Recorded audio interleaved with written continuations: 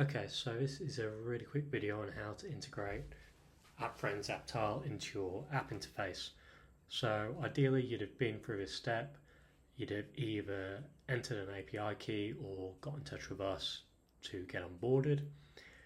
Now, if you go to app tile down here, you'll see you've got two little lines of code. You've got a script, and it's tiny, it's about 2 kilobytes. That just needs to be added to the head of your application, and that's very straightforward. There's not really anything that can go wrong there. There's no configuration, nothing. And then there's the tile tag, so that's what loads your app's tile into other people's application and theirs into yours. Now there's a little bit of configuration you can do here, so if you just copy and paste it, that will work by default, that's fine. But you'll also notice we've got these styling attributes, and they're really handy because they let you actually modify the tiles so it best suits your application. So I want to show you how we've done that with pre-product, and then I want to show you how we've used this force preview attribute so we can actually look at the tile without an active campaign being there. So let's flip over to code quickly, and we use Ruby on Rails, but I'm just going to be showing HTML for this. So here we are. So that is just this little snippet here, and you can see it's the correct app ID and everything. All of this is optional, even the shop. We recommend including a shop attribute because it's really handy for analytics and reporting and that kind of stuff. But you'll see that we've got these styling attributes turned on. So we've said we want a white background, we don't want any border radius, just a rectangle 90 degrees, and then we want a smaller button radius. So if I go to the local host, and this is pre-products, our Shopify app, you'll see even though I've got the code in there, it's not showing anything, and that's because there isn't an active campaign currently going for pre-product in App Friends. And you can see here, App Friends ready, but no active campaigns.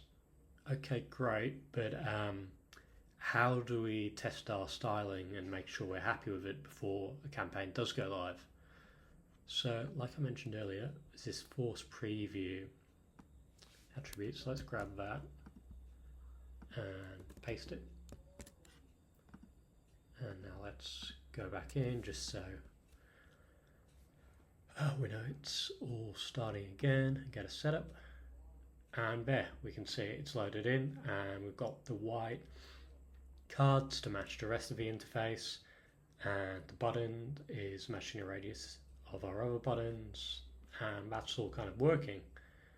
Nice. So this is of course showing pre-products tile, which won't be the case when we have a live campaign, but that force preview just lets us have a look at that.